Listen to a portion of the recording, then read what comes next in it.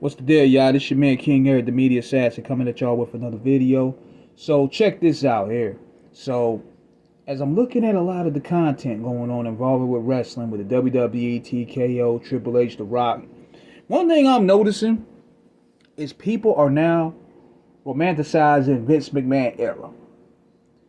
Now, I'm not talking about the good old days. I'm not talking about the late 90s or the 80s. But we even get to the point where people are like, we need Vince back for this. No, we don't. Vince McMahon at his creative stage need to stay where he at. Even if they bring him back, he can't turn this ship around. Because let me tell you this. He is the reason why the shit got sold in the first place. He sold it to TKO. Now, they checkmated him. Now, probably the reason why he probably sold it was because he thought he was going to have more input. They didn't know they was going to throw him out the whip. So, maybe for sure, it could have been better handled off, but Vince McMahon was more hands-on in a way. But keep him away from creative, because let's be real, y'all. See, when things aren't turning around fast as people want it, or we still in the dark stages, you start romanticizing the good old days, or what you think is the good old days. You have people doing that even when Joe Biden was doing the bad job. You had people wishing they had Trump back. You know what I'm saying? Or in that matter, before then, when when Obama won't turning things around, they was wanting Bush back. So people yearn for nostalgia when things ain't going the way they want it. But at the same time, it ain't what you really want. Because when Vince McMahon was running this shit, he wasn't open to nobody's ideas. He remained stuck in his stubborn ways. And Rocker Moon morale plummeted. Ratings plummeted. Attendance was low. Like, he had the talent literally walking on eggshells. He allowed weird hazing, bullying. And he broke a lot of people's spirit, confidence, and energy and self-worth with the way he carried himself. Because one thing about Vince McMahon, he ran this thing like a pimp and hoe relationship. And the results of that was the god-awful 2018 to 2020 era. You had some bright moments like Bray Wyatt making a great character transition. You had Kofi Mania. But the rest of that shit was a blur. Yes, Bobby Lashley got a push. The Hurt Business didn't take off like it should have. But let's be real. 2018 to 2020, that pandemic was a blur. That Roman Reigns heel turn was what brought me back. And see, people will sit there and talk that shit. They sit there and say, well, you're going to be back Monday, motherfucker. I won't. I checked out. There was four times in life where I checked out of watching wrestling altogether. 1995, when WCW was on some silly shit due to Hulk Hogan. When the WWF was on some silly shit due to the Rated G era. ECW brought me back to wrestling. That was number one.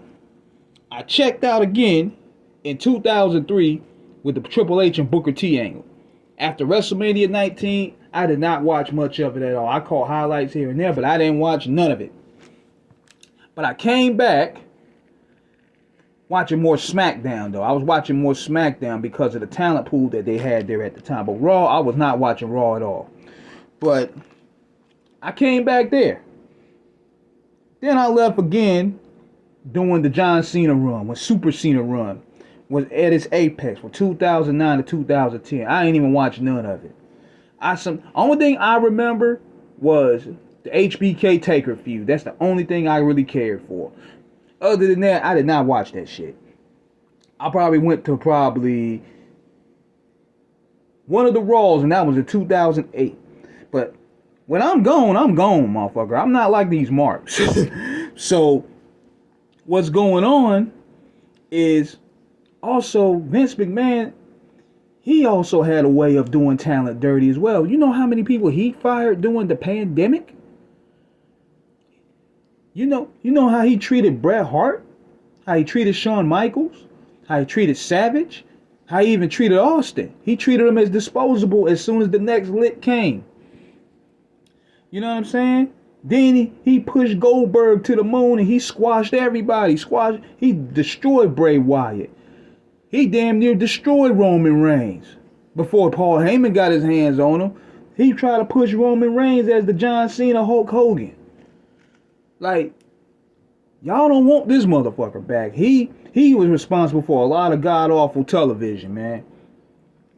And what you really need is somebody with common sense to handle that job. Somebody that don't listen to their own ego. Someone that don't listen to just favorites. They don't have a favorite. Everybody has favorites, but when the favorite is not making and moving the needle, you don't need them. Because Vince McMahon is not needed anymore, man. They need somebody that's going to really to understand not just checks and balances or finances, but also draw power, also merch, also who can really move in the ring and also make money in the long run. So, without putting their ego out there. But Vince McMahon is not needed at all. He served his purpose. He done a lot of great things for the business. He revolutionized the business. I'm not going to take that away from him. Introduced a lot of larger than life characters. He's the reason why we doing this. I'm not ever going to take that away. But let's be real. We can't. You want him back now? Considering how stubborn his booking is, considering how he'll pretty much rip up shows and rewrite them and the shit just look like a hot mess. Y'all want that?